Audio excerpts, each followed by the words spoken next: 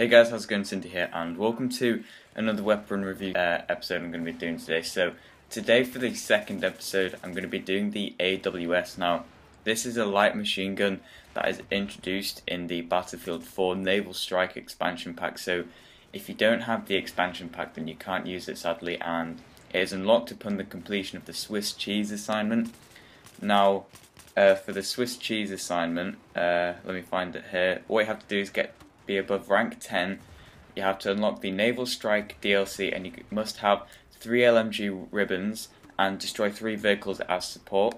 So it's a fairly easy weapon to unlock if you do have the DLC, and it is the AWS, the ARAS Defense Strike 5.56. It's an air-cooled dual-field light machine gun that fires a 5.56 times 45mm NATO cartridge.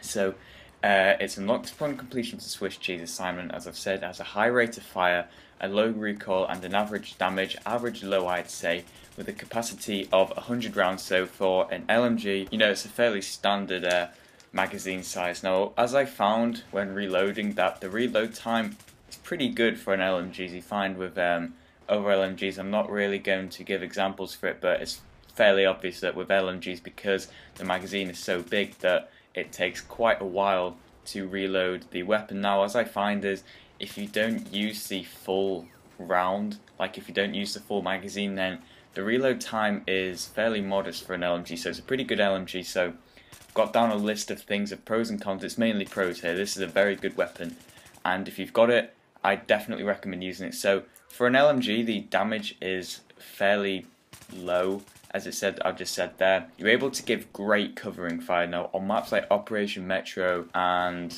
maps like that, where the majority of the fighting will be based around sort of close quarters areas, where for a lot of corridors, a lot of concentrated areas where a lot of bodies are going to be like thrown around and stuff, where it's just complete chaos for like literally the whole time you're playing it. Now, what I like to do is to get a lot of kills with these LMGs. I like to go in servers where there are plus 400 tickets, so you get like 3,000 or 4,000 tickets for each side. So the games will literally be lasting about an hour, maybe an hour and a half. So you'll find it where you'll be getting maybe plus 100 kills every game. So it's an absolutely insane way to unlock more attachments for the weapons that you're using. So for my next point, the high rate of fire. Now, for an LMG, its rate of fire is pretty good.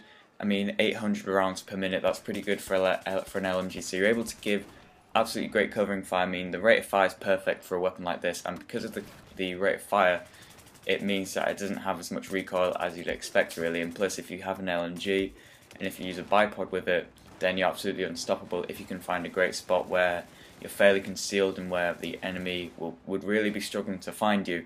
So anyways, because of the bipod, if you use a bipod, then you really have no recoil whatsoever if you are prone on the floor with the bipod attached out. So anyways, it's a fairly mobile weapon. I mean, you're able to peek around corners. That's pretty weird to say, because with the majority of the LMGs, they're fairly big, bulky guns, so you can't really fairly mobile with them. You're either on the floor with the bipod out, or you're sort of moving around, sort of firing from the hip. And I mean, because you're firing from the hip when you're moving around, you don't really have a lot of accuracy. So really, the way to sort of use LMGs now is to sort of be on the floor or be up against a wall where you can use the bipod.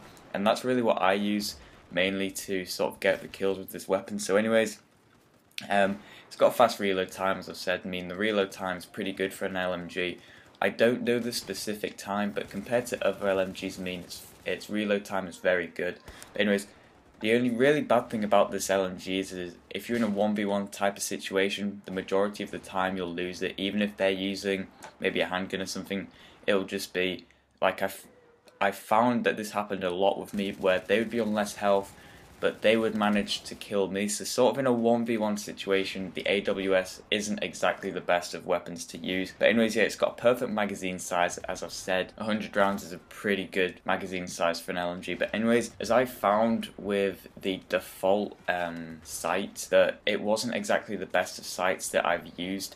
And I definitely recommend either using a holographic sight or one of the red dot sights that you unlock as you've used the weapon like for ages, like the Chinese, Russian and American ones that you'll unlock pretty far into using the weapon. Now overall, I give this weapon around about 7.5, pushing on an 8. Around that, I mean, it's a very good weapon. There are just a few flaws with it that really lower the weapon's overall rating, compared to other weapons. So I definitely recommend that you use it if you get the chance, but I wouldn't really go buying the DLC, the Naval Strike DLC, just to get this weapon. I mean, it's a very good gun, but there are weapons like the MG4 that are very, very similar to this weapon.